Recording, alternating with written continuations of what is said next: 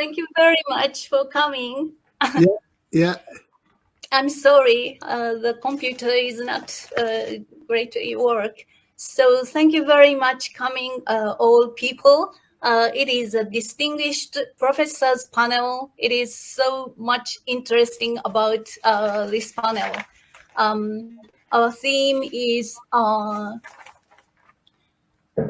new tension of international relations, U.S., Russia, China, and East Asia, considering about the Ukrainian war. So the time is very limited. If it's possible, we'd like to start. Welcome to coming to this very important distinguished professors panel. So the first panelist is Professor Joseph Nye at Harvard University. His theme is about the United States strategy toward East Asia. Is there a Professor Joseph Nye? I didn't see him.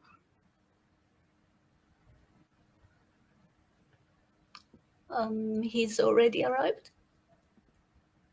I'm not sure. Not yet. Professor Nye, are you here? Okay, so we'd like to wait, and we'd like to start from Professor Quan Zhao, professor of American University. He speak about the U.S. strategy toward China and including strategy toward Japan as well. Is it okay, Professor Quan Zhao? Yeah, I put my I shared. Can you see my PowerPoint? Yes. Oh, you can. Okay, very good. Okay. Okay. You can hear me. On my screen. You can see my PowerPoint, right? That's very good. Okay. Can you share? Oh, now it's here. Spasiba. Yes. Thank you. Yeah. Yeah. You can see, right? Okay. My topic is U.S.-China relations. Hello, everybody, and hopefully everybody can hear from me. I'm a professor of international relations at American University. This is really my great pleasure to be here. I would like to thank Professor Kumiko Haba and for organizing this panel, and also to share this roundtable with other colleagues, Professor Joseph Nye, Professor Rosefielde, and among others. And hopefully we can hear questions from audience. Professor Haba, whenever you feel I should stop, you just give me a gesture so I can. The topic U.S.-China relations and the role of Japan, and I prepared a 12 pages. So I will do quickly with this particular point, because this is related to China, related to East Asia, and of course, naturally, we'll bring up to the topic of the new tension of international relations. I'm going to start with the current status of U.S.-China relations and the future prospect. And so that is what I call the three no stops.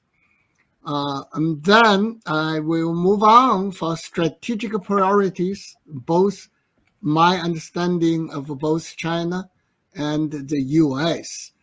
And then I move on to talk about the two rising groups, and then exactly what the rivalry relationship between U.S. and China, focusing on what I call the four C's disputes.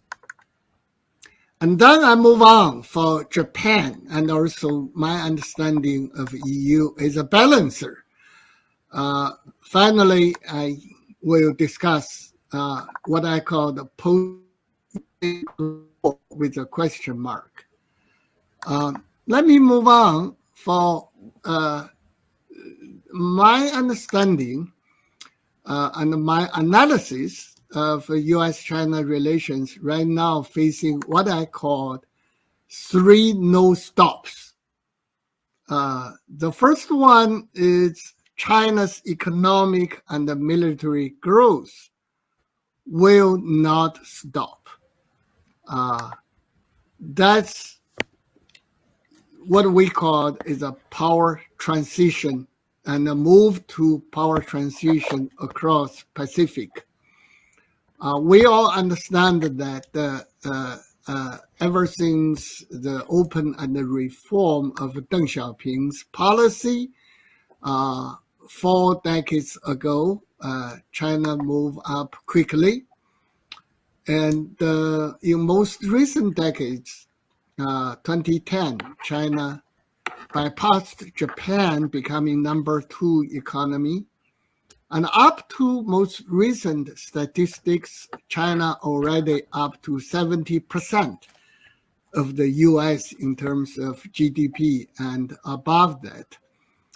And if we look at most recent statistics numbers, the point of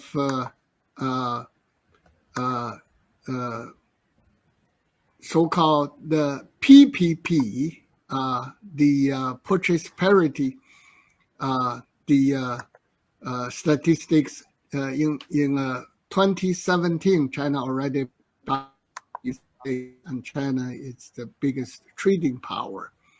But of course, the military power, U.S. still very much in a dominant position.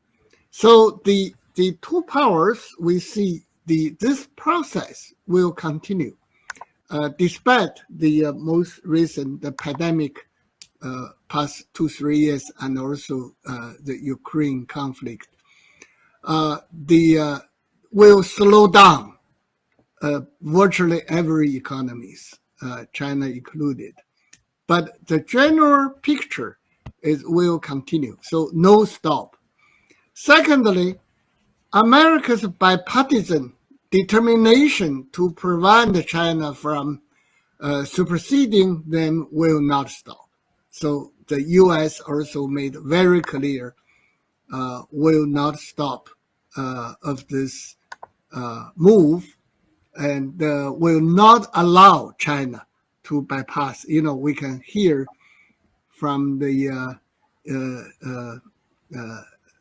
President Biden's statement that it's, I will not allow China to become, to bypass the U.S. So that part also very clear. And thirdly, China's determination to achieve its modernization will not stop. So those are the very interesting pictures, and will move to very likely a prolonged rivalry relationship between the two powers. Now let's look at specifically what's the U.S. strategy. My understanding is that global leadership would be very much to keep its hegemony. And ever since World War II, the United States tried very hard to identify next challengers and then to try to defeat the challengers. Start with Soviet Union, and even before the collapse of Soviet Union, the target was Japan, so-called Japan bashing, because Japan moved up the economy almost 70%. And then when Japan moved to recession, so-called the last 10 years, and then the next target is China, because China rising and China threat. So we see from Obama, Trump to Biden, there are different perspectives. Alliance system versus America first, back and forth. And Obama was the one who raised the idea, pivot to Asia, and then move to current strategy, Indo-Pacific strategy, and all making China is a primary target. With that particular one, we can see even from the Pentagon budget report, I guess, released yesterday, indicating the China is the most, the term used, consequential challenger, and Russia is kind of a temporary, because Russia is a much smaller economy, even though military is strong.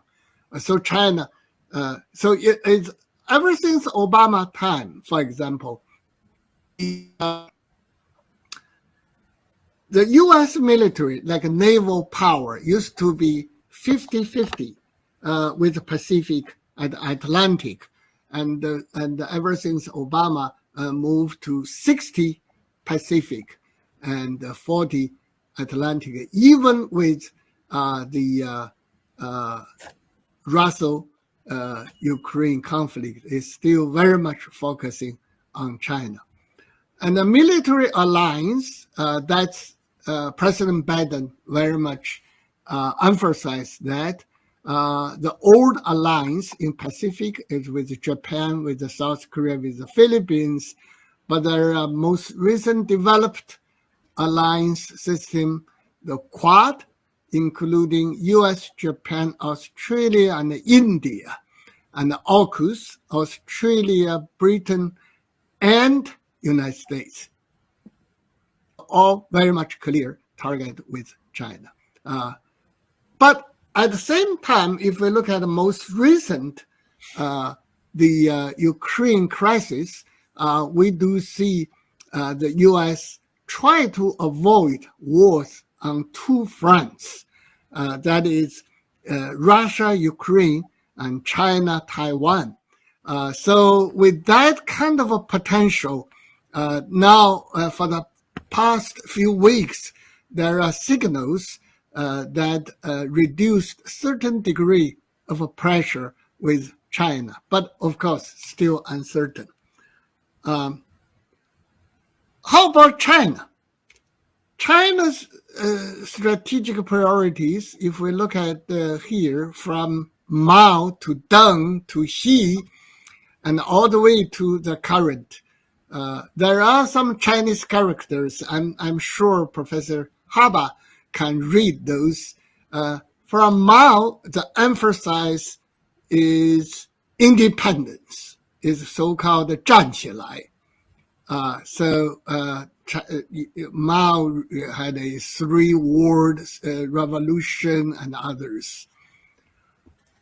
Deng very much emphasized development. In Chinese term, 富起来. So the era of Deng emphasizing modernization, reform, and openness. With the Xi, it's emphasizing getting strong. That is 强起来 in Chinese term. And also Xi make a China dream, all those ideas will restore China's glorious past.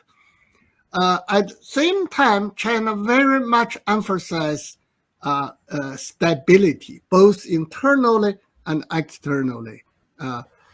Here is an open, announced three principles. Safeguard is a basic system and state security, and safeguard national sovereignty and territory integrity, and stable development of the economy and the society. So those are, from Chinese perspective, the ideas. So in terms of world order, particularly over the past few years, from the Trump era to Biden era, we do see two rising groups. The first group is led by the United States, including NATO, AUKUS, the Quad, and the most developed countries. And if you look at the current economic sanctions over Russia, about 50 countries is mostly this group. The second group is led by China and Russia, along with a few developing countries, such as BRICS and the so-called Shanghai Cooperative Organization, which include China, Russia, India, Pakistan, and other stands. Having said that, with these two groups, most of these groups, including India, China, Pakistan, they have not made economic sanctions over Russia this time. So I just give you the idea of, but nevertheless, it's not necessarily mean another two camps structure, because like what happened in Cold War, because there are overlapping and intertwined interest. For example, India. India actually is a member of the BRICS, the ICO, but at the same time, India is also a member of Quad. So it's very interesting. There are some members overlapping, and also China and the United States had a deeply intertwined economic and other interest. So it's different in this way from the Cold War era. The conflict, the rivalry relations between U.S. and China, basically, it's China is a Russia and China continental power, and the U.S. A ocean power. Only recently, recent decades, China developed its naval. So there are so-called four seas in Chinese character. Pronunciation is Hai. So that is Huanghai, Taihai, Donghai, Nanhai. There are two old spots. The first one, Huanghai, referred to the Korea Peninsula. The second old one, referred to Taihai, the issue of Taiwan. Look at the picture, Taiwan Strait. Those two, ever since more than a century ago, Treaty of Shimonoseki, China and Japan, it's already a hot spots all the way up to today. The second group, second two, one is Donghai, that is East China Sea, refer to the island dispute of Diaoyu and Sankaku between China and Japan. And the last one, Nanhai, the South China Sea, refer to the island dispute between China and Southeast Asia countries such as Vietnam, the Philippines. So what about the United States? United States is not away from those four seas. Actually, it's exactly got involved in all those disputes, either in Korea Peninsula, in Taiwan Strait, or Sankaku Diaoyu, or South China Sea. So those are the examples of U.S.-China rivalry relationship in those, and some of them may even vary in a dangerous place. For example, the Economist journal published an article, a cover page, saying that has become the most dangerous spots in the whole world. Now let's move to Japan's role. By the same token, EU can be considered as a balancer. From Trump and the Biden era, China is the main competitor. Therefore, there is a prolonged U.S.-China rivalry. From Chinese part, it's an American threat, but from Washington perspective, China threat. With this kind of a prolonged rivalry relationship, major powers such as Japan and the EU has become can play a balancing role. But it's very clear they are, of course, stay with U.S. group I already mentioned. But there are still arguments. If U.S. plus Japan, then definitely would be stronger than China, even economically. But if China plus Japan, then at least economically would be bigger than the U.S. So therefore, Japan and the EU may become battlefield in terms of these two. So that's what I in a way. But of course, like I've already mentioned, they are right now they are part of the U.S. group. In a Chinese perspective and others, pragmatic foreign policy, following Winston Churchill's idea, a nation has no permanent enemy and no permanent friends, only permanent interests. If you look at those pictures, the maneuvering, diplomatic maneuvering to try to get the so-called the middle balancers. Actually, China's policy is not new. Ever since Mao, already the three-word foreign policy strategy already putting Japan and the EU, and at that time called West Europe, is a middle ground. The U.S. also paid very strong, like our good colleague Professor Nye and Armitage, advocated, long time ago, a decade ago, saying U.S.-Japan alliance more important than ever. Alliance, even though that was a question by Trump, but when, including not only Japan, but also NATO, but Biden returned to multilateralism, develop a Quad, include Japan, and there are joint planning and bases, include Japan in Five Eyes, intelligence, that kind of intelligence sharing. Japan not officially yet, but many ways Japan really served as a very strong power place for the U.S. in Asia Pacific. So the U.S. would be maintained very strong. Now I will spend only 1 minute to talk about what we see this post-Ukraine Cold War.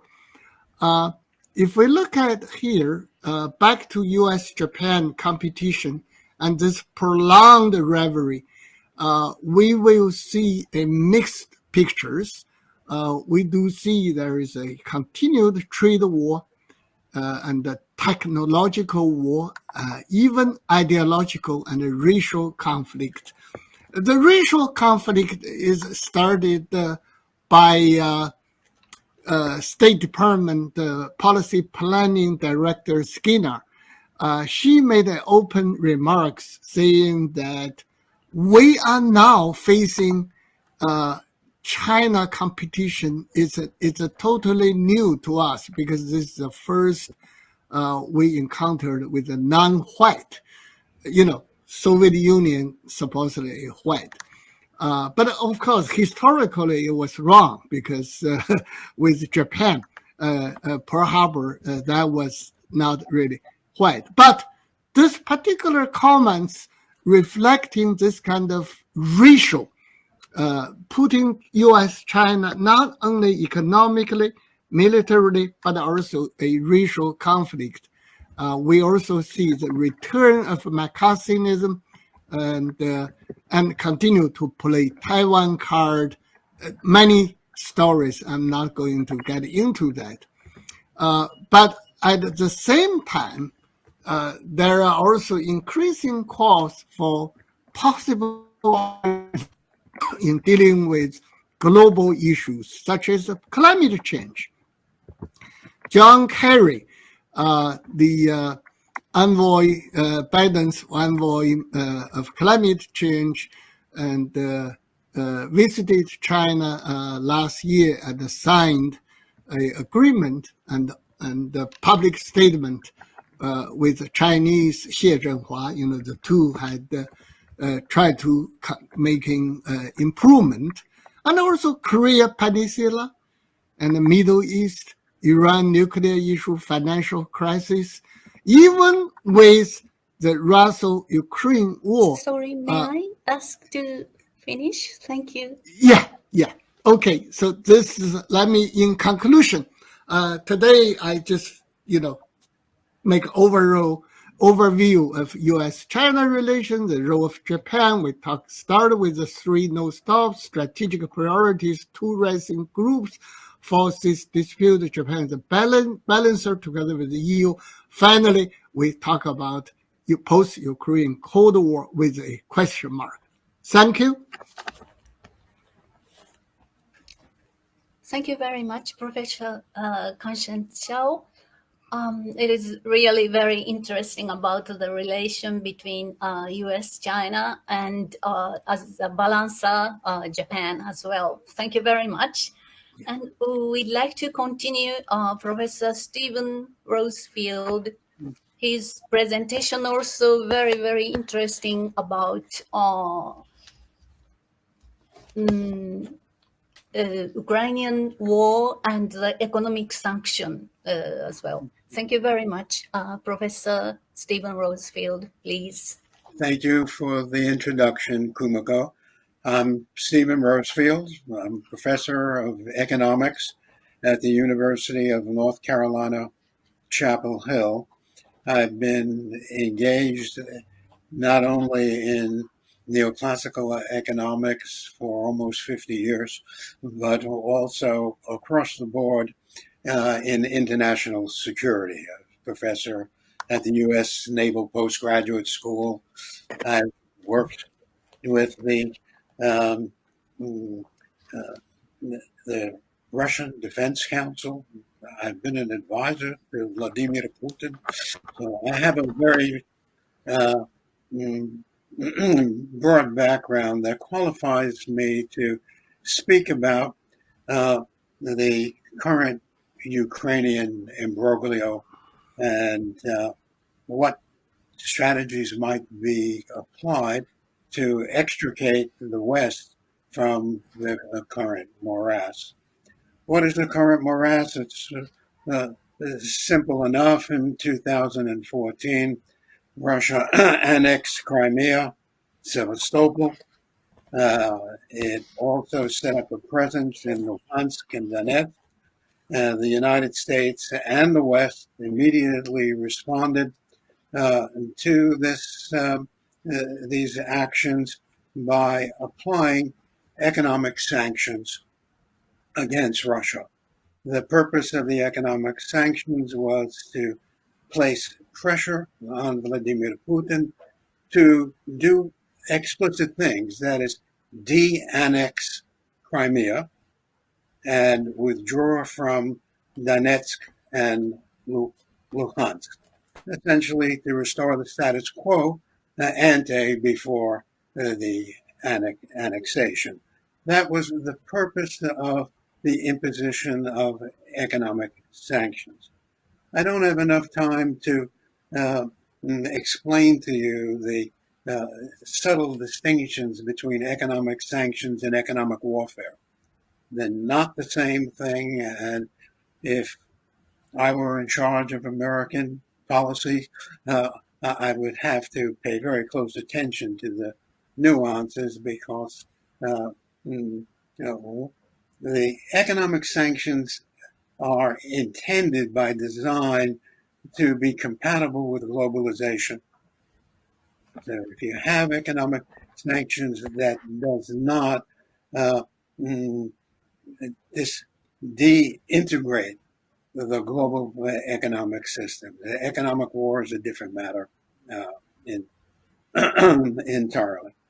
And in any case, the United States and Western European countries coordinated a stringent, let's call them brass knuckles, set of economic sanctions, and they ratcheted those sanctions progressively throughout the period of 2014 to February the 23rd, 2022. That's the latest situation where Russia has militarily invaded Ukraine for purposes that are not yet entirely clear. Biden and Brussels' response to Russia's uh, invasion of Ukraine has been to up the ante with regard to economic sanctions. There have been discussions on the board as to military alternatives to economic sanctions. Fortunately, sane heads have prevailed, and we've not allowed ourselves to get into a global thermonuclear war. That is not a desirable alternative to economic sanctions. And so the hopes of the Biden administration, the hopes of Brussels, lie foursquare on the potency of economic sanctions in, in nudging Putin to mind his manners and alter his modes of behavior. Uh, there's there's been a lot of theatrics in the media to suggest that today's sanctions bear nothing in common with the prior sanctions, and so the new sanctions will work where the old sanctions didn't work. Now, comrades, we know the old sanctions didn't work because between 2014 and 2022, Russia has not de-annexed Crimea. Russia has not withdrawn from Luhansk and Donetsk. So the, the dubious efficacy of economic sanctions is in plain sight on the record. The issue at the moment is whether the future will be different than the past, whether it's possible to do this. Now, there are a lot of opinions on these matters, and I don't want to waste any time attacking this one or saying things in general. Instead, I'm going to revert to my strength, and my strength is economic theoretician. And as an economic theoretician, I can approach the issue as to whether or not economic sanctions can reduce the gross domestic product of Russia. Notice what I've done. I've narrowed this topic so I can discuss it. It's possible that levying sanctions could frighten Putin and he could do this, that, or the other thing. Or they can incite a palace coup inside of the Kremlin. That's a different issue. I'm only focusing on a concern that I can make a hard judgment based on neoclassical economic theory. I should say parenthetically, this is not political economy. Political economy is a different universe. It works on its own rules. So I'm only speaking about neoclassical economic theory. And the best way to get into this and appeal to your intuition is to imagine a state, a condition in which Russia is autarkic, autark. That's the word that economists use, which means that Russia is decoupled from any international transactions. So that is an extreme case. If Biden's sanctions were 100% effective, they would reduce Russia to a situation in which its economy was autarkic. There are three different aspects to autarky that do not appear coherently in media commentaries on the current situation. One is trade. Trade means imports and exports. Economists describe this as current account in foreign economic activities. So zero trade. Imagine a world with none for Russia. Second, zero foreign financial participation in Russia's economy. That's a different account. That's called the capital account. And on the capital account, Russia would be unable to borrow and lend with the international community. That doesn't involve current production. It only involves financing for future production by changing the size of the capital stock. This is called the capital account. And the third account is, in my view, the most important of all. This is technology transfer. So if Russia was completely autarkic, it would be excluded from obtaining advanced technologies from the West. These are civilian and military. I'm not at the moment prepared to bother with distinguishing between the two. I can certainly do it, but let's keep it as simple as possible. We've got three: current account, which means imports and exports; capital account, which means international finance; and three, technology transfers. That's knowledge transfers from the international community to Russia. Suppose that all of them were precluded by Biden's sanctions. Under these conditions, Russia would be in a state of absolute autarky. Can an economy survive in a state of absolute autarky? Biden jumps up and down and makes it seem as if it's impossible. Comrades, I'll speak in Russian. And naоборот, it's just the other way, just the way around. Theorists understand that the purpose of international trade is to expand the productivity of an economic system. So if you're starting an autarky, you can do better by engaging in international trade, financial activities, and technology transfer. You can do that. But if you're in a state of autarky, the imposition of trade controls cannot affect the current GDP. So catch your breath. Biden's sanctions cannot reduce Russia's GDP. I'm saying this absolutely. I could prove it to you mathematically if you're mathematically inclined. It cannot do it. What Biden's sanctions can do is they can stop Russia from benefiting from participating in the financial market. That affects Russia's future rate of economic growth. It'll never reduce Russia's GDP. It'll just limit Russia's ability to increase its GDP out of its domestic resources. Number three, technology transfer. Exactly the same story.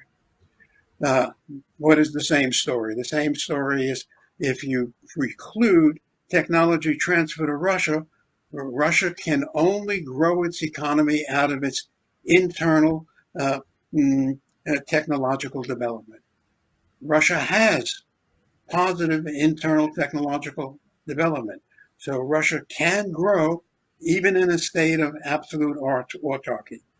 Comrade students, I think I'm lecturing to my class. I take it back. Colleagues, let me uh, remind you that during the 1930s, the Soviet Union,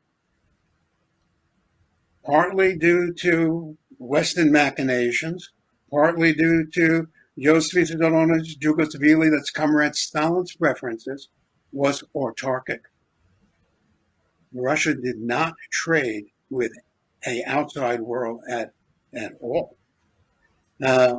And what happened? Officially, according to the Soviet data, or I can tell you because it makes me laugh when I think about it. From 1928 to 1932, the Russian economy officially grew at 23.8% per annum.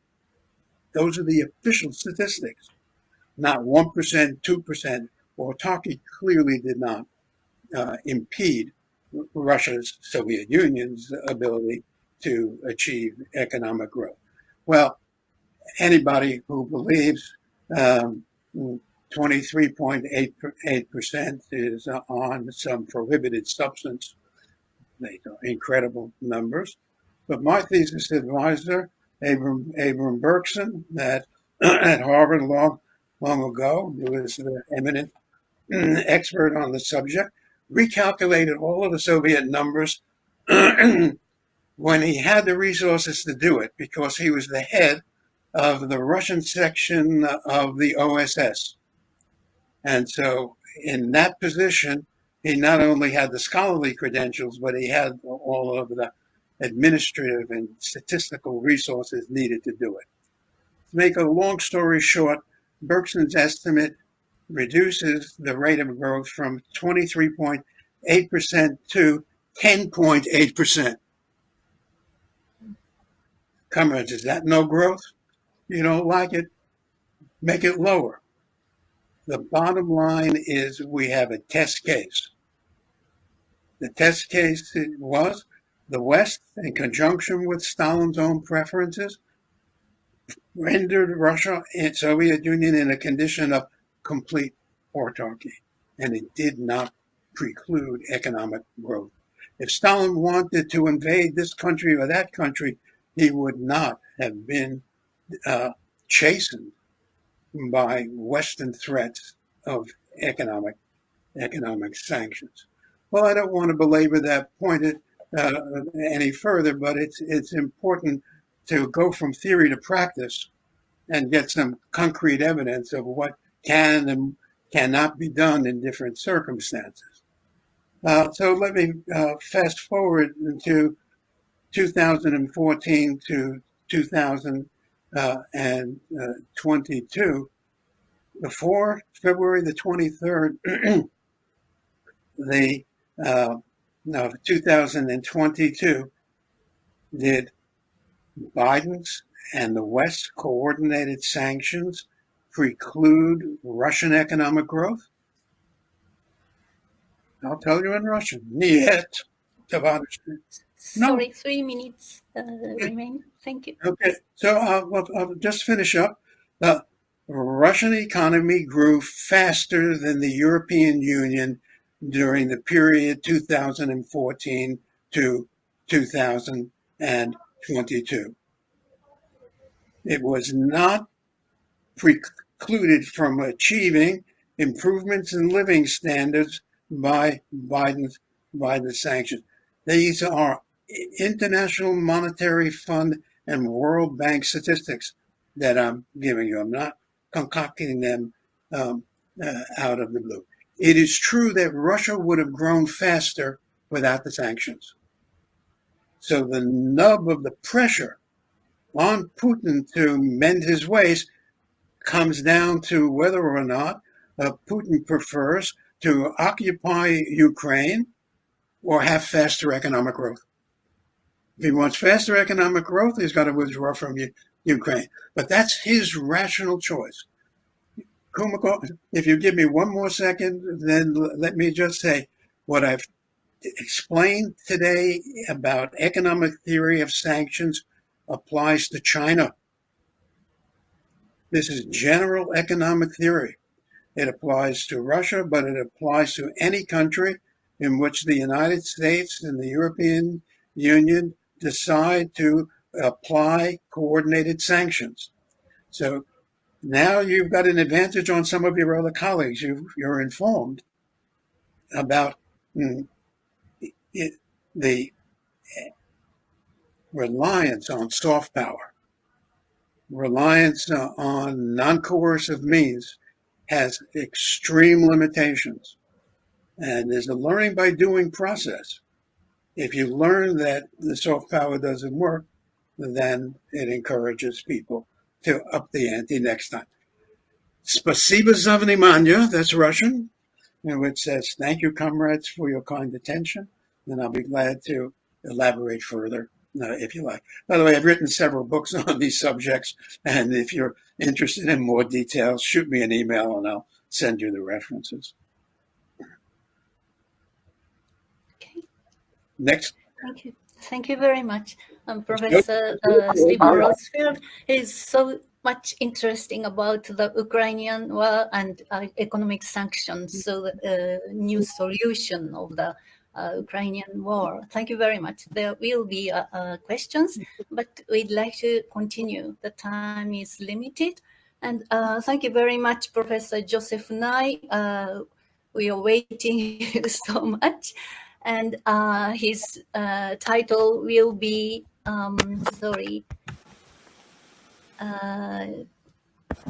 East Asian Policy and New World Order after Pandemic. Thank you very much, Joseph Nye, Harvard University. Thank you, please. Thank you very much, Kumiko. I apologize for being a little late joining, but I had technical difficulties. Fortunately, they've been resolved.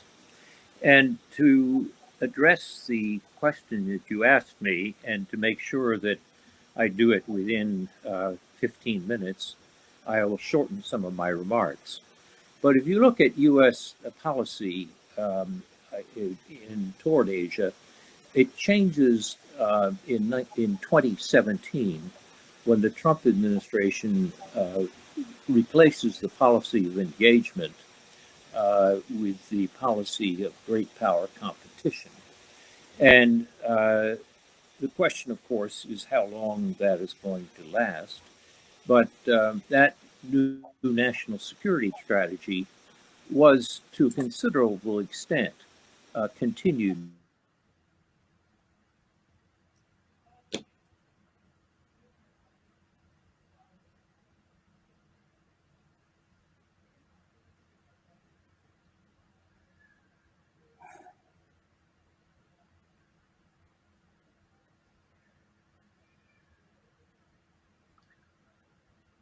Seems like some problem. Thing happen.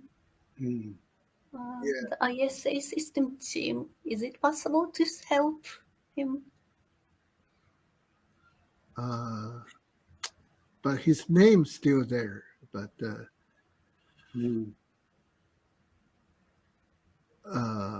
boy who came along and poured gasoline on a fire. It made the fire flare up.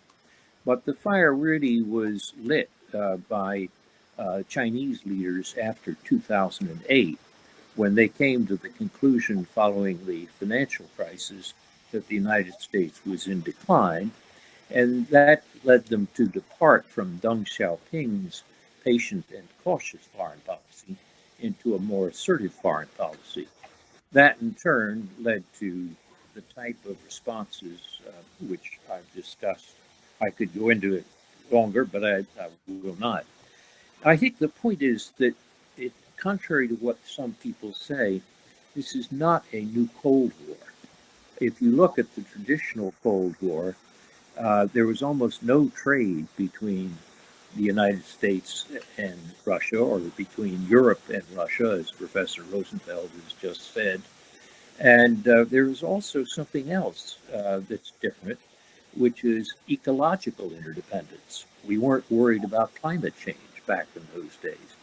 Today, the US and China, the number one and number two economies in the world, have an extraordinary amount of economic interdependence, $500 billion of trade, a lot of social interdependence, students and tourists and so forth, and enormous ecological interdependence in the sense that both of them will be strongly impacted by climate change, and neither of them can solve that problem alone. So, in that sense, unlike the real Cold War, where you had military interdependence and competition, but no economic or ecological interdependence to speak of, this is not a return to that. So I've called this period a cooperative rivalry, in the sense that the two parties are strong rivals, but they can't achieve all their major goals without a degree of cooperation. Uh, Kevin Rudd, the former Australian Prime Minister, has called it a competitive coexistence. I think the label is less important than realizing that this is not something which is exactly the same as the Cold War, and it's misleading to us to call it Cold War II. Um, that gets me to the question that you asked about world order. World order is a difficult term because people sometimes confuse two different components. One is the underlying structure of power and how it's distributed, which is often called the balance of power. The other is the normative structure of what happens in terms of what states believe are their obligations in terms of international law and norms. Very often, major changes in the underlying structure of the balance of power leads to changes in the normative structure. For example, the international order, which we've been experiencing since 1945 with the United Nations Charter, represents the outcome of World War II. That's why you have the victors of World War II with veto power in the Security Council. And there are many other aspects of this normative order that reflect that change in the global balance of power. But one norm which is particularly important is the norm of sovereignty and not invading your neighbors by force. To use force in international relations, it either has to be clearly self-defense or it has to be an action authorized under Chapter 7 of the UN Charter, authorized by the Security Council. So the interesting questions that we face is, if we look at the current situation, how much of this international order has been changed, both at the level of the balance of power and the international norms. Now, earlier you had asked me to mention a word or two about COVID. Sometimes during the Cold War, people would say, well, if there was a threat of an invasion from Mars, surely the United States and the Soviet Union would bridge their differences and would cooperate against the alien invader. And to some extent, the virus which produced COVID-19 was like an alien invader. It couldn't care less about the nationality of the humans it killed. It just wanted hosts for it to be able to reproduce. So you might say that that should have produced great cooperation. In fact, it didn't. US-China relations, for example, are worse after COVID than before COVID. And that's because it was handled badly in both countries initially. And the interesting question uh, is it, did it have an effect on the normative structure And the answer is yes. I think it weakened the World Health Organization, and it weakened the networks of scientific cooperation that had previously existed between the US, China, and other countries to deal with pandemics. So that shock to the international system and ecological interdependence did not produce a change in a positive direction in the normative order. Now, the other great shock that the international system has seen is, of course, the Russian invasion of Ukraine after February 24th. And the question that many people are asking then about that period is, was February 24th a turning point in world history? Are we entering a new international order as a result of the Russian invasion of Ukraine? Certainly, in terms of the agenda of world politics, February 24th and the Russian invasion was a major turning point. Where previously people had talked in Washington about a pivot to Asia and had not paid that much attention to Russia, now attention is heavily focused on Europe and Ukraine. So, in that sense, as a change in the agenda of world politics, it definitely was a major event. But that still leaves the question is, did it affect the international order in terms of the balance of power, the distribution of power? And my argument is not very much. That if anything, it may have strengthened the position of the United States in the West. And it did so, I think, if you look at the strength of the NATO alliance, which was greatly reaffirmed by the events of February 24th and after. You see it in the policies in Europe, particularly the policies in Germany, where they decided to cancel the Nord Stream pipeline, which was virtually complete and ready to bring gas to Europe. You also see it in Germany's pledge to increase its defense spending to 2% of GDP, which was a long-standing promise, but which had not been fulfilled. All these things changed quite dramatically as a result of Putin's invasion of Ukraine. So in that sense, that was one aspect of affecting the underlying structure of power. It reaffirmed the alliances which previously in the Trump administration had been shaken by American devaluation or disinterest. And that, I think, was an important change. The other thing that was important in terms of the balance of power was the damage that it did to Russia. Before February 24th, Russia had the reputation as a formidable military power. Essentially, what happened with the effectiveness of the Ukrainian resistance to the Russian invasion, it put a big puncture hole in that reputation for military power. And if you say, well, but what about the way in which Russia is bombarding Ukrainian cities, that doesn't take a lot of military power. I mean, Russia had already done this with the bombardment of Grozny and subjugation of Chechnya. It did it in Syria with the bombardment of Aleppo. That's not real military power. And essentially, if anything, what it's done is damaged Russia's soft power, which is the ability to affect others through attraction rather than coercion or payment. So, in that sense, Russia has suffered in its military and soft power, even if one accepts Professor Rosefielde's discounting of the effects of sanctions on Russia's economic power. That, in turn, affects the role of China, because China had been counting on Russia as a close ally, and there had been much talk about the axis of autocracies and statements from Xi Jinping about the east wind prevailing over the west wind and so forth. And that looks much less compelling now in the aftermath of these damages to China's major ally, Russia, through the events following February 24th.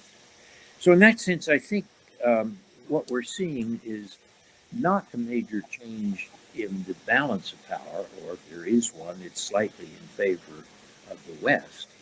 But we have seen a major change in the agenda of international politics and the attention that will now be paid to Europe, and more balancing in the agenda. But the big question is the third one that I referred to, which is the normative order. What has happened to these basic norms that have prevailed since 1945? There, the outcome is open. If Russia succeeds, for example, in subjugating Ukraine, suppose it divides the country or partitions the country along the deeper river. Some people have talked about a Korean solution in Ukraine, in which Russia will seize the eastern half and reduce Ukraine to a rump state with a capital in Lviv. If that happens successfully, then the norm that's enshrined in the UN Charter and has been very important since 1945 will have a huge hole blown through it. The Russian taking of Crimea by force blew a small hole in that norm, but if it takes half of Ukraine and succeeds in doing so, then I think people will say that the normative order that we've seen in the UN since 1945 has been severely damaged. Now, what's interesting is that so far, when you look at the votes in the Security Council and the General Assembly, you'll see that while some states like China have abstained, even though China talks about being a defender of sovereignty, it's hesitated to criticize Russia and abstained in the UN vote condemning Russia's invasion. Uh, Many of the African and Asian countries feel very strongly about their sovereignty. They're ex colonial and they feel that this is a great danger to them. So the votes really have indicated that there's still strong support for the norm of sovereignty, even though this invasion has damaged it. So the total outcome, I think, of how we look at this third dimension, in addition to the agenda and the balance of power, the normative structure of international politics, will depend on the outcome. If Russia succeeds, then I think we'll see a major change in the normative structure of international order. If Russia fails, in the sense that it gets bogged down and there's a prolonged insurgency in which Russia finds that, unlike Chechnya, which was a country of 1 million, which it could, and internal to Russia, which it could easily subdue, Ukraine, with a country of 44 million, and outside of Russia, is going to be much more larger and longer task.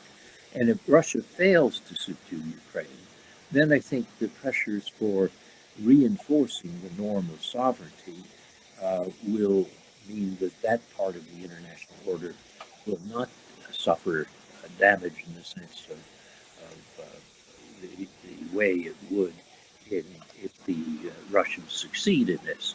So, of the three major changes that we've seen since February 24th, major change in the agenda, some change, but against Russia and China in the balance of power, and a big open question of what's going to happen to the normative structure of the international order. And that will depend on what happens in the days, months, or perhaps even years to come. So let me stop there so we have a time for discussion.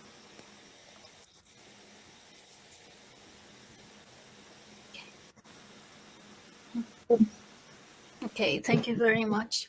It is really very interesting about the U.S. policy and the Russian-Ukraine war, and so it is a really difficult situation about the to how to make a solution about the Ukrainian war. Thank you very much.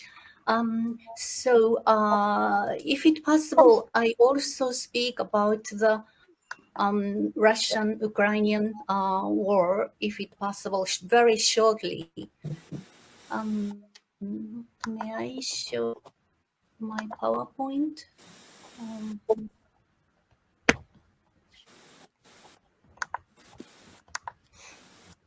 Kumiko, did you ask a question? No, she's Thank you. she's you doing see? her own presentation. Okay, thank you very much. I'm sorry, my mic is not so good. Can you hear me? Yes. Yeah, yes, no problem. Thank you. Thank you very much. My title is Ukraine, Divided Nation Between the EU, NATO, and Russia. And international law, peace, stability, and prosperity will be very important solution. I only to explain about the surface. Okay, so the problem setting of Russian-Ukraine war is what is the cause of the war and how to solve the situation. Professor Rosefielde and Professor Nye explain about that very intensively. Thank you. The relation between EU, NATO, Russia, and Ukraine. EU, considering the expansion of the European value, protecting peace in Europe. US NATO is enlargement of the NATO to put an end of Russian influence.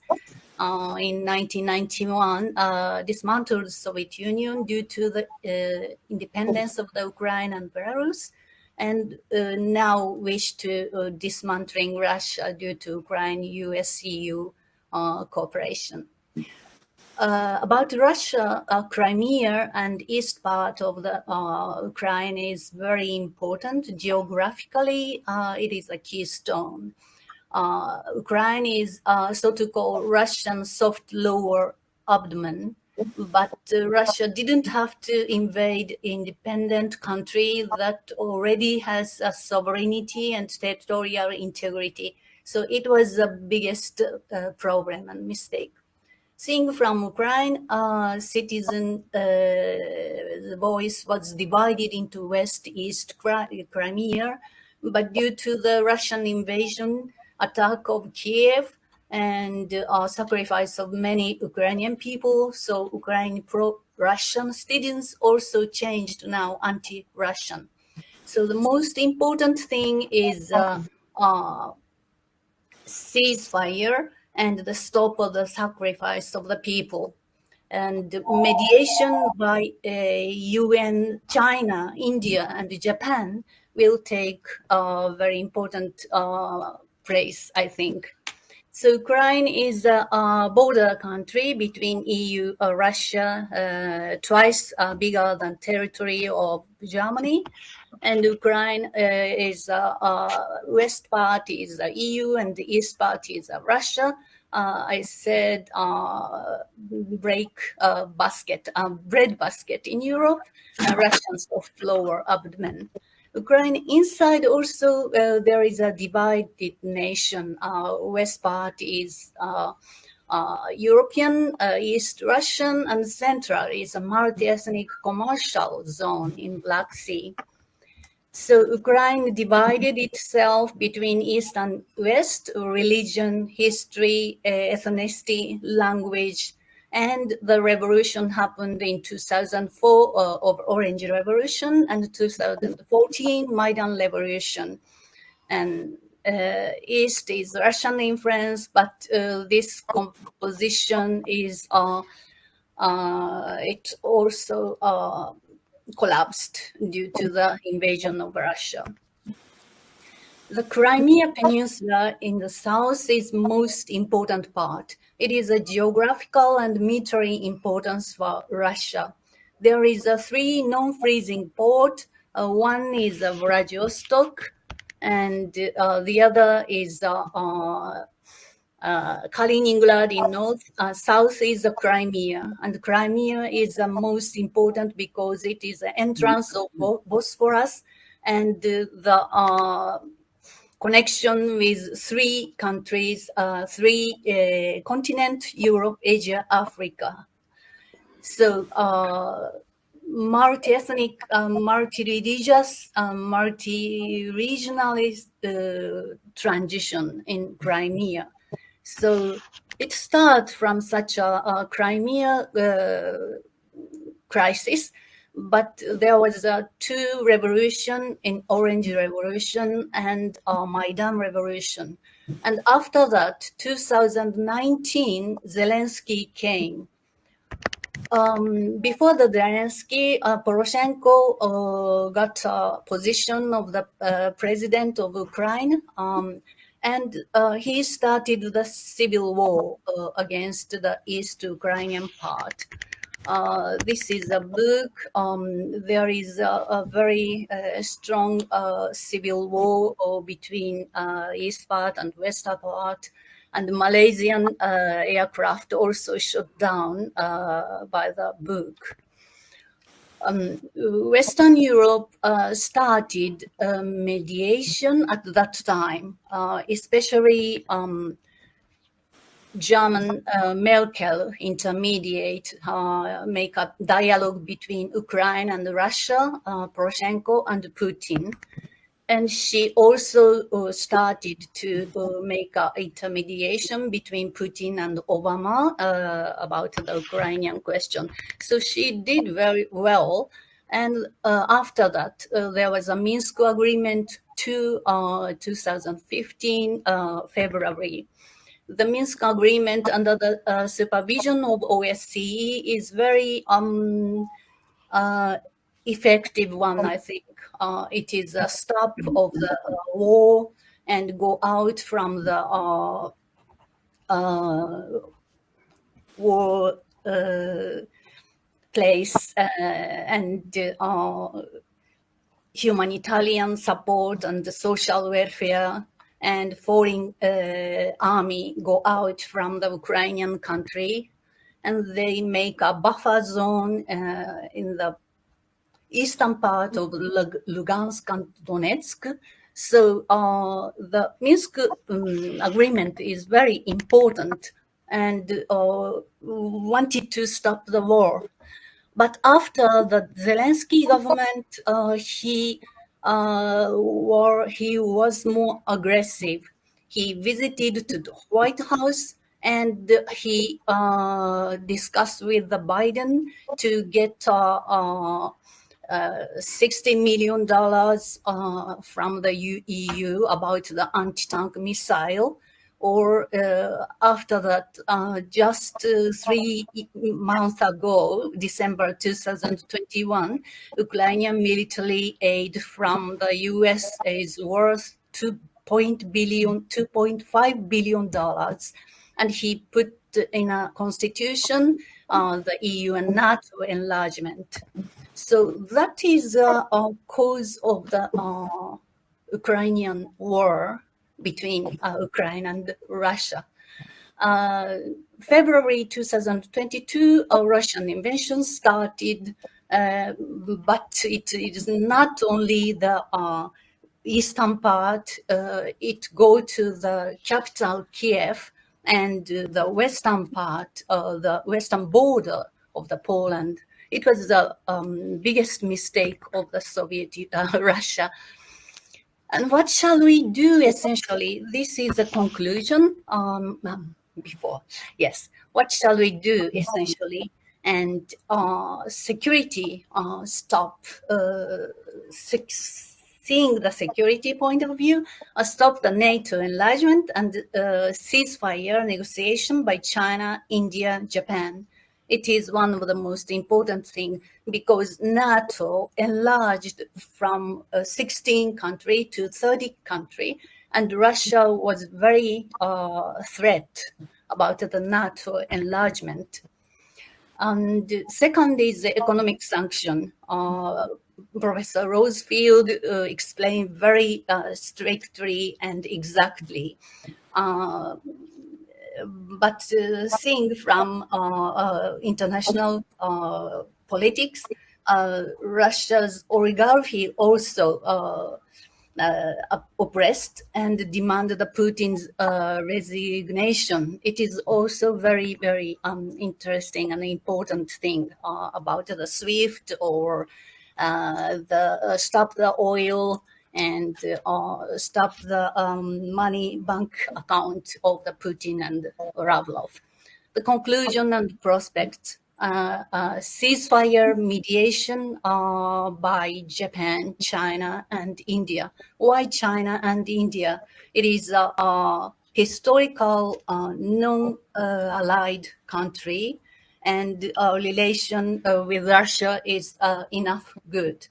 So the things is Japan, China, India, non-allied neighbors should become a mediator, and international law should be observed.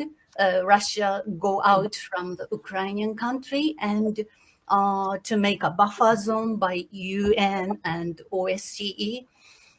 And most important thing is stop the sacrifice of citizens, making a peace and stability, respect for sovereignty, territorial integrity, compliance with international law are most important. So solution from Asian mediation might be most acceptable. Thank you very much for my presentation is finished. Thank you. Thank you very much.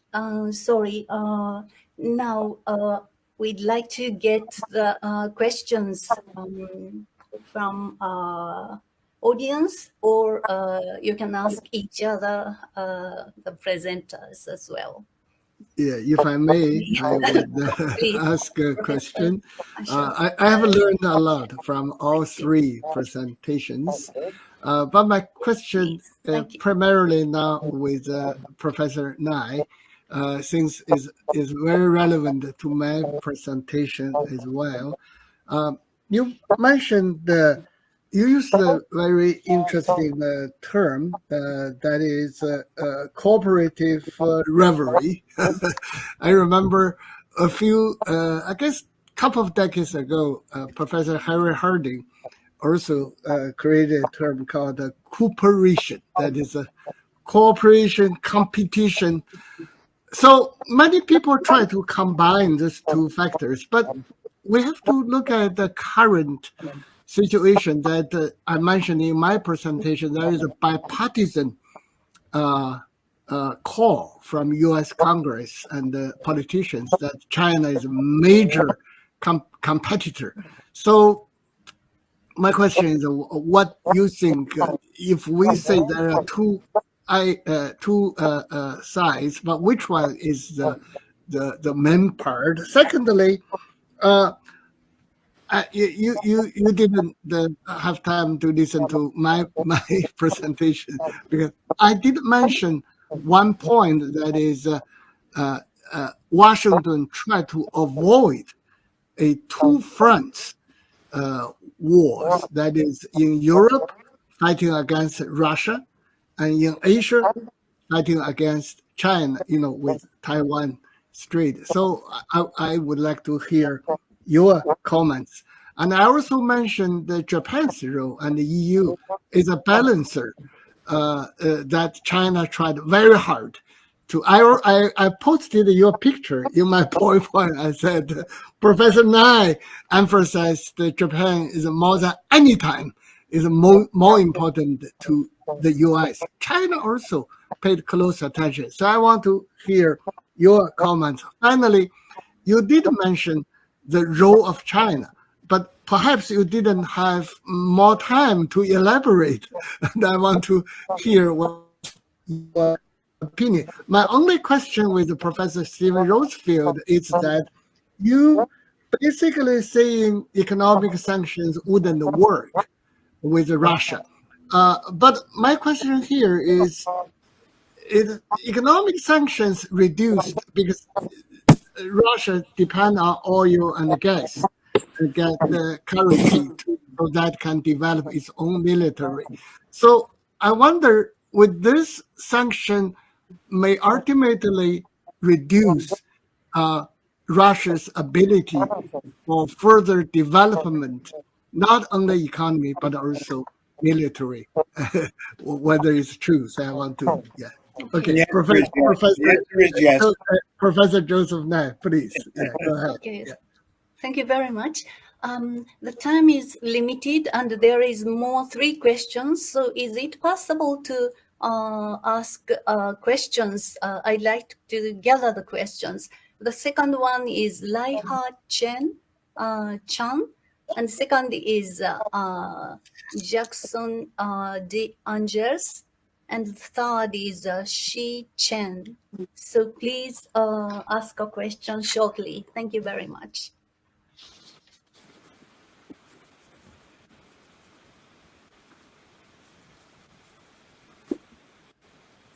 Hello. Yeah, go ahead.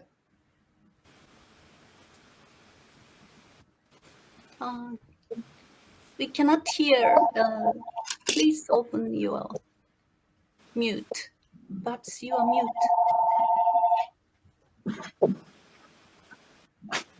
Is there a Laiha Chan or Jackson De Angels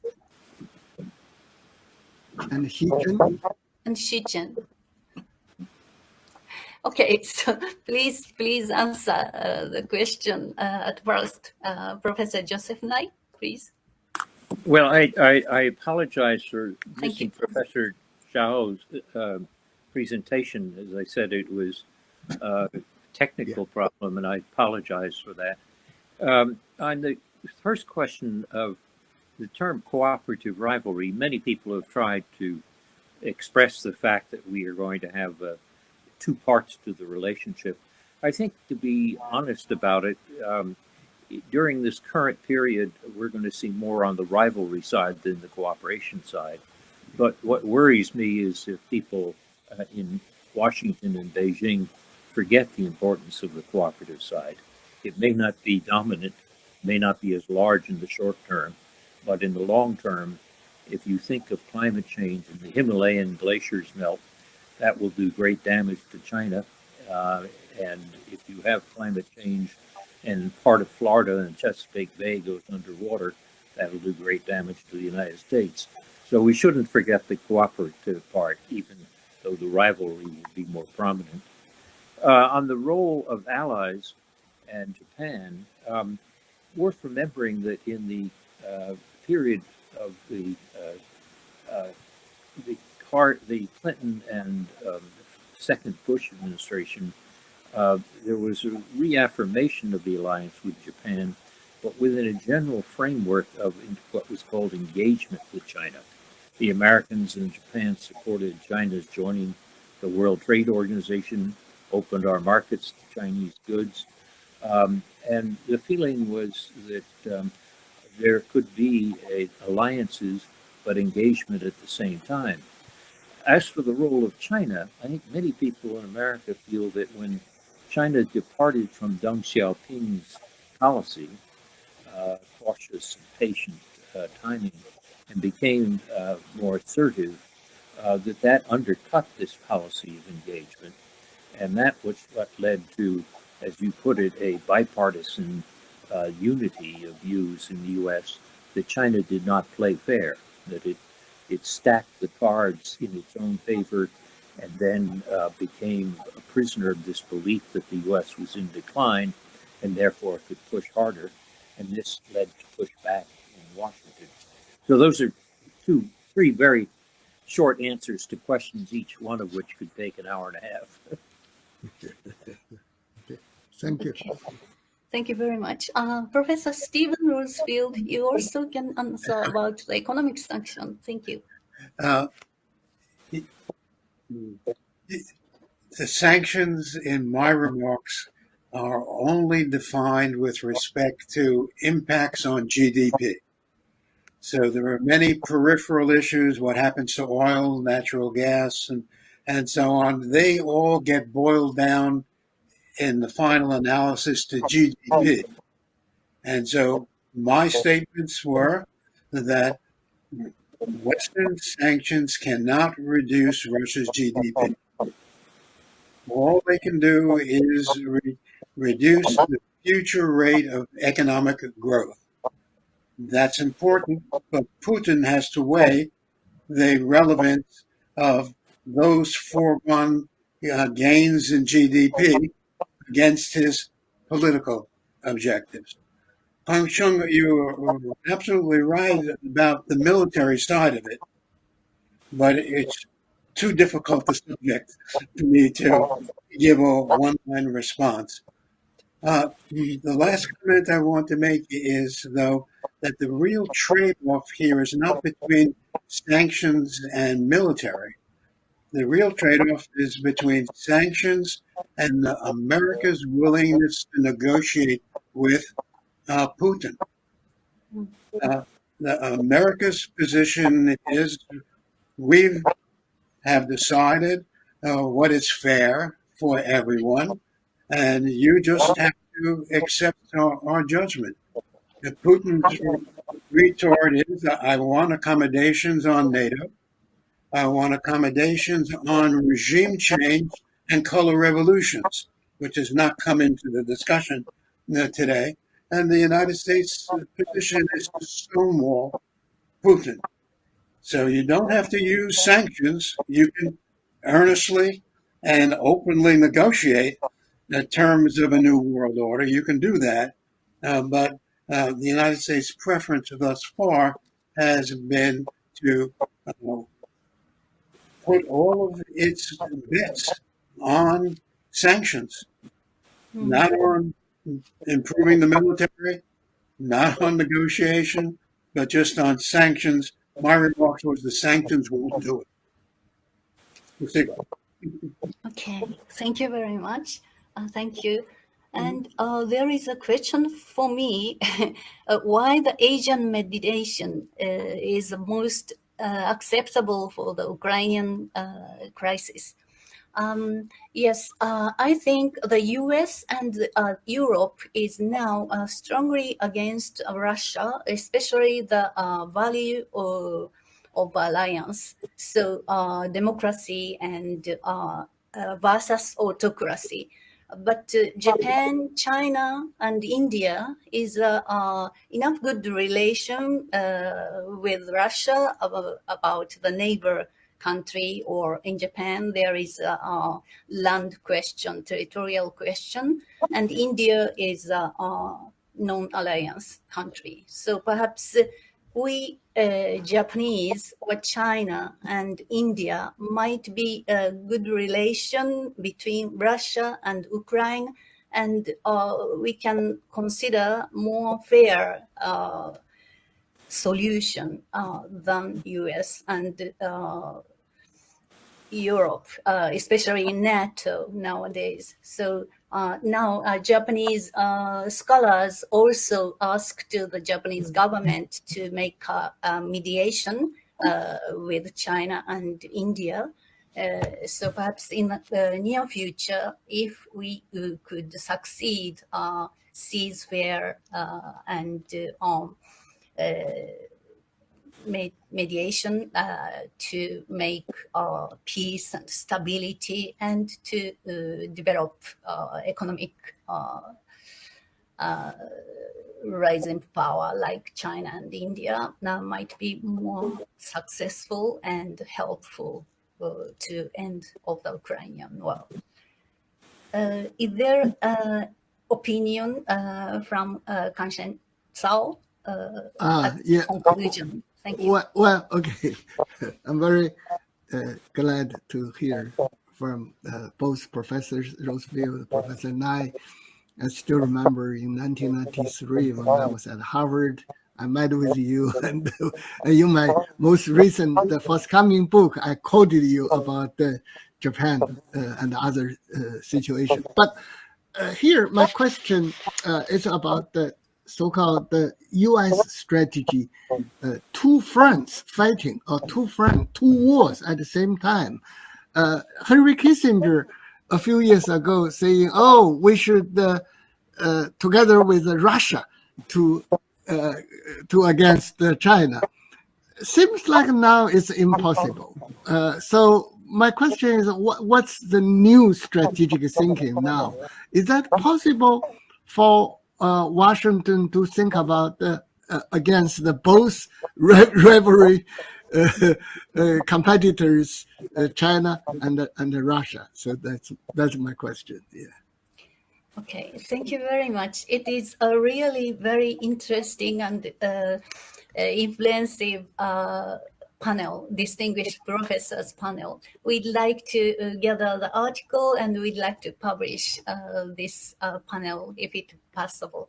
So thank you very much for coming this interesting presentations. And Kumiko, thank you thank you very for much for organizing it. audience as well. Thank you very much. This is Thank you. end of the panel. Thank you very much. Thank you. Thank you. Sayonara.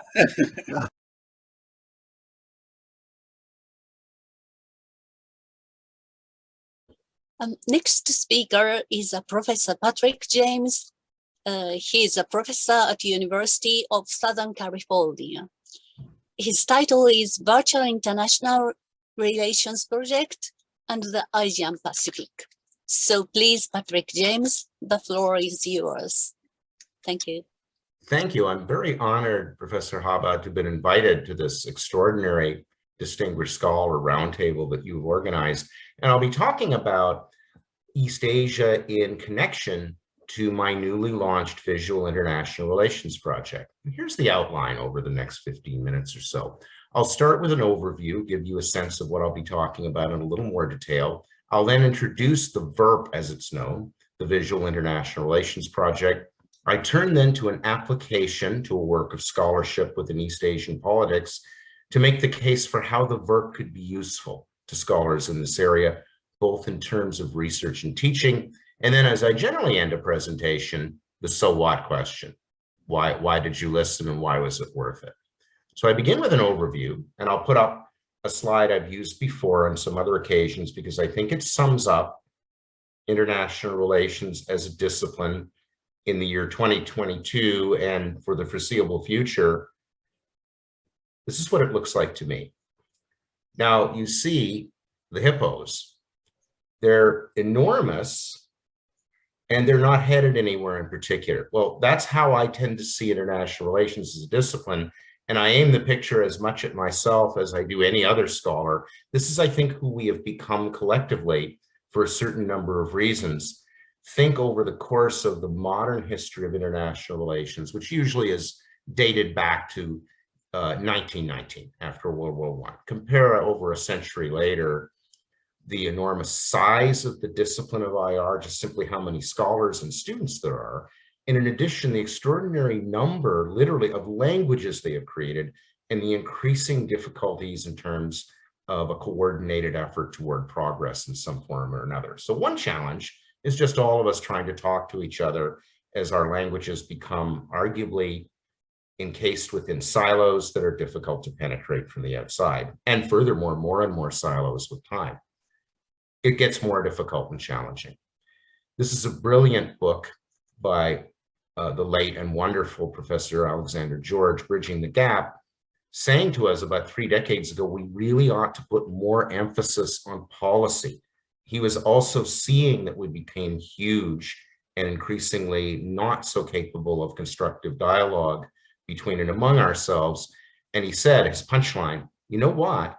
If scholars want to be relevant to the policy world, they must become more intelligible. They must become more clear and relevant to policy. I would argue 30 years later that generally speaking, as a challenge continues, that we have not defeated that particular adversary, the adversary of incomprehensibility. Some have been trying for years to get us to take more of a visual approach. Edward Tufte, in his magnificent, beautiful evidence, has examples of wonderful graphics that can help any and all academic disciplines. For example, one of the most striking is from Galileo, that amazingly enough, the graphics of Galileo from centuries ago are arguably superior to what normally appears in a professional journal today. I find the argument convincing. However, brace yourself for the next slide. Visualizations are not always an asset, and we're getting closer to my work and its application to East Asia as we wrap up this overview. That's an example of the horrendous death by PowerPoint slide. Some of the viewers may have seen it before. Please do not spend any time trying to figure it out. The whole point is it makes things worse. A visualization, to be helpful to us, should not include what Edward Tufte quite colorfully labels hyperactive optical clutter. In other words, visualizations that actually require text to understand better are not our friends. Instead, the visualization should help you follow the text, not become another cognitive obstacle. That takes us then to the Visual International Relations Project, part 2 of this talk. The VIRP has been launched. It was a very exciting panel at ISA, recently completed on Saturday. We have over 500 diagrams. You will see one example from our archive. And it was an extraordinary event. A lot of people have worked very hard on the Visual International Relations Project and will continue to do so. Now I get to the point about averting hyperactive optical clutter and helping people talk to each other. The notation I am about to put up in the next 2 slides, I can't go through all of it, but it's not that much. 2 slides will tell you everything you need, all of the basics about the VIRP diagrams. Think of other methods. You need at least a few semesters of training to exercise these methods properly, to apply them. If I had 2 to 3 hours, and of course we have 15 minutes, I could take people through the notation. And if you wish to pick it up in 1 chapter of my new book, Systemist International Relations, which will come off Cognella, it's a textbook this summer, later on this summer, literally a few pages of that textbook or these slides aided by someone like me taking you through them, you would already be able to create your own diagrams. Here is one of the 2 slides. In Systemist notation, we draw what are somewhat familiar looking box and arrow diagrams, but the point is that there are strict rules for how to draw them. So I'll just do a couple of examples from here. There isn't time to go through all of what's on this page, but literally what is on this page is enough to draw diagrams. See the green oval at the beginning and the red octagon toward the middle? We use memory aids here. A green oval is a variable or argument at the beginning, whereas a red octagon is at the end. Other shapes and colors play particular roles as well. We'll do one other instance when we get to the example. We connect these things with different kinds of arrows. A plain box, for example, has 1 arrow going in and 1 arrow going out. Again, if I had 2 to 3 hours, I would take you through all of this notation and you would feel very comfortable with it. A couple of other additional points on systemist notation. The method is called systemism, and it essentially is the foundation of the Visual International Relations Project. In other words, the diagrams in the archive are drawn using this systemist notation. We designate first a box that we call a system, and then another box that surrounds it, its environment. The example of China in the international system will be used momentarily. Upper and lower case characters, in other words, large and small letters, are used to indicate macro and micro levels, respectively. This will be easier to grasp when we go to China as an example, but in a diagram where a state is the system, the society is the micro level, and the government or state is the macro level. Quickly, what is the case for drawing diagrams like the one? Just use the diagrams we have, because if you take any 2 randomly selected diagrams that have been drawn to depict an argument of one sort or another, unless they are by the same author, they will be incommensurable. I throw down the gauntlet and say that generally speaking, diagrams in our discipline, for the most part, are making things worse, not better, because they can't be compared to each other. We need a method to do so. The case for VIRP, briefly, comes from educational psychology because images reinforce words. So you'll see my example in a moment. If you went back to a diagram, even of one of your own books and articles after it had been done, a year, 5 years later, it will help you remember the content. Furthermore, as for a moment ago, the notation is relatively simple. Even if you didn't look at a VIRP diagram for a year, you'd still understand it. It has a bicycle riding element to it. Furthermore, you can depict any text. Doesn't matter what your method or approach is, it can be used. The items, approximately 500 now in the VERP archive, which is publicly available, have been approved by the authors. I would say playfully at the end that VERP is also brutal on babble, as in, if you haven't worked out your argument yet, say you have it at the conference paper stage, use this notation, draw a picture of it. If you can't do so relatively easily as the author, that's already a sign of trouble. So VERP is brutal, it's quite cruel to arguments that are not properly formed or thought out. Someone else should be able to go to your publication and apply this simple notation and show it to you and figure out what you said. Now, the example I will select will be from East Asian politics. Here, you could pause if you're watching this recording at a later time, of course, and I'm just going to go through the diagram quickly, give you its basic properties, but you could read what's in all of those bubbles. So first, the basic properties. You see that China is the system. You see the two green ovals that have lowercase text. Those are things going on in Chinese society. So one green oval refers to the rich philosophical traditions in Chinese society, and the other refers to historical experiences. And again, you can pause this recording and read these in detail. Note that they feed into a blue parallelogram.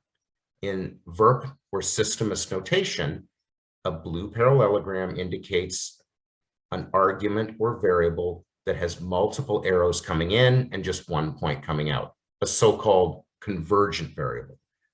Notice that communist ideology, in some form or another, then, you see the capital letters, exists in Chinese state or government as a product of society. Now go to the macro or upper level of China, that's the government or state, and you will see 3 points of departure, initial variables or green ovals as they appear. First, the elements of Chinese power. Second, the national core interests. And third, personality traits and leadership style of the most important of those who have been in power in China. That covers China as a system at its micro and macro, or if you will, societal and governmental levels.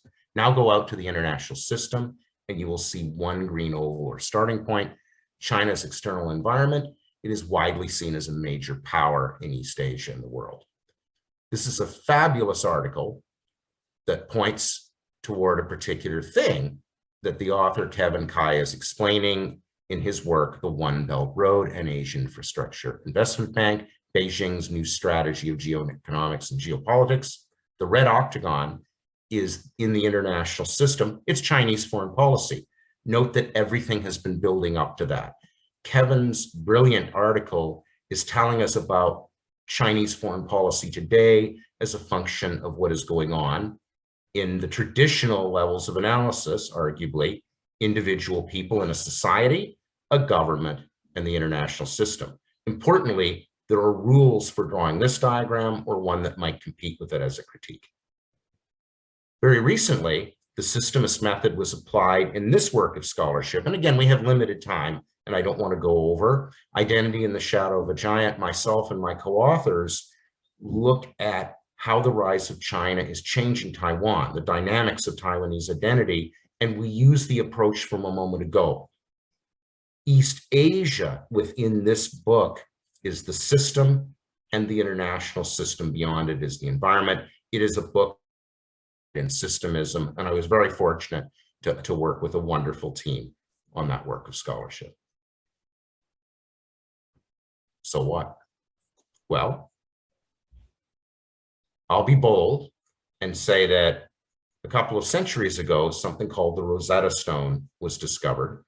It was a key piece, a missing one, if you will, that enabled scholars to unpack otherwise indecipherable ancient languages. Okay, we're in the year 2022, and I'm not saying we don't have books, articles, works of scholarship that attempt, for example, literature reviews of one sort or another. We have the fabulous encyclopedia, for example, from Robert Denemark. the editor of that about 10 years ago. It's still available online. You can get the original copies from the library. It's magnificent. It's also thousands of pages long. And to be an expert in more than a few of the ISA sections that make it up, I would argue is very hard. In fact, maybe even impossible in our year.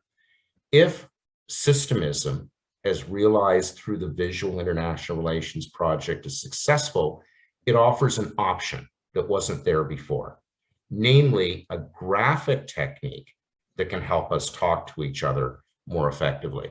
So let me close with the VERP logo. I hope you can make it out. The hippo is speaking to you. And this is a hippo that is trying to aim us in a particular direction, not to dictate the scholarship we do or the things we study, not to confer favor on any one particular method or approach, but instead to help those who are truly diverse in their scholarship, who appreciate differences and ways of thinking that are not their own, to communicate more effectively, to help us overcome the barriers of languages based on different theories, methods, substantive topics. The VERP site, again, is available and open to anyone who wants to access it. You can see the URL up top. It's just simply Visual International Relations Project, all one word. Again, I want to thank Dr. Haba for the honor of having been invited to this particular event. I think it's just extraordinary, and I'm very excited about hearing from anyone. Please do, who's interested in applications to East Asia and elsewhere, please go to the VERP site and send me a message. Thanks again. Thank you very much. Your excellent presentation. It is so interesting and informative and comprehensive presentation. Thank you very much for your so nice presentations. And we'd like to discuss about that so much. Thank you very much. This is terrific. Again, Dr. Haba, I'll be leaving at this point. Thank you for, again, hosting and organizing. You've done famously. Bye-bye, everyone. Okay, thank you very much. So long. Bye-bye. Goodbye. Thank you.